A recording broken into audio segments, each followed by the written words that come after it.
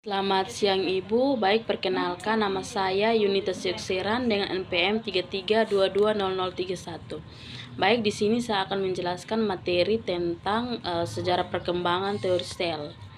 Sejarah perkembangan teori sel dimulai dengan penemuan mikroskop pada abad ke-16 yang memungkinkan pengamatan sel untuk pertama kalinya.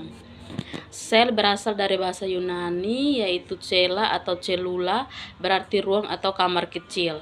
Sel adalah unit terkecil dalam penyusun makhluk hidup. Orang pertama yang menggunakan mikroskop yaitu Marcello Malpighi pada tahun 1628 sampai 1694. Seorang berkebangsaan Italia merupakan orang pertama yang menggunakan mikroskop dalam mengamati sayatan jaringan pada organ-organ tertentu seperti otak, hati, ginjal, limfa, dan paru-paru. Selain itu juga mengamati perkembangan embrio pada ayam. Yang berikut Anthony van Leeuwenhoek pada tahun 1632 sampai 1723. Seorang yang berkebangsaan Belanda merupakan orang pertama yang menemukan mikroskop seperti berbagai protozoa dan rotifera yang beliau beri nama Animans. Mikroskop seperti berbagai protozoa ini dengan nama Animansus, beliau telah mengamati berbagai jenis bakteri sperma pada manusia, katak, anjing, kelinci, dan ikan, serta pergerakan sel-sel darah di dalam kapiler kaki, katak, dan daun telinga kelinci.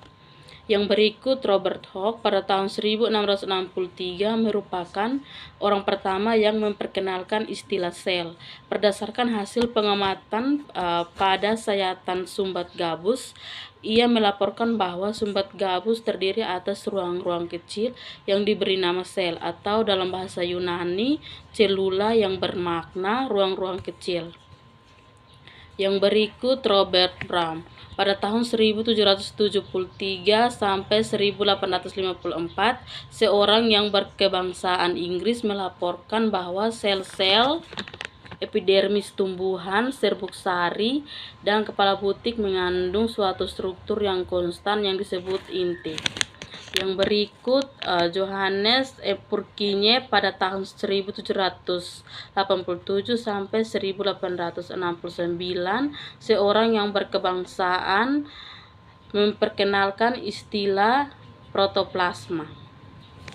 Yang berikut pada tahun 1934 Matthias tahun 1804 sampai 1882, seorang ahli pengetahuan kebangsaan Jerman melaporkan bahwa tubuh tumbuhan tersusun atas sel. Yang berikut Theodor Schwann pada tahun 1810 sampai 1882, berkebangsaan Jerman, melaporkan bahwa tubuh hewan tersusun atas sel, menyusulkan dua asas yang dikenal dengan teori sel, yaitu semua organisme terdiri atas sel dan sel merupakan unit dasar organisme kehidupan.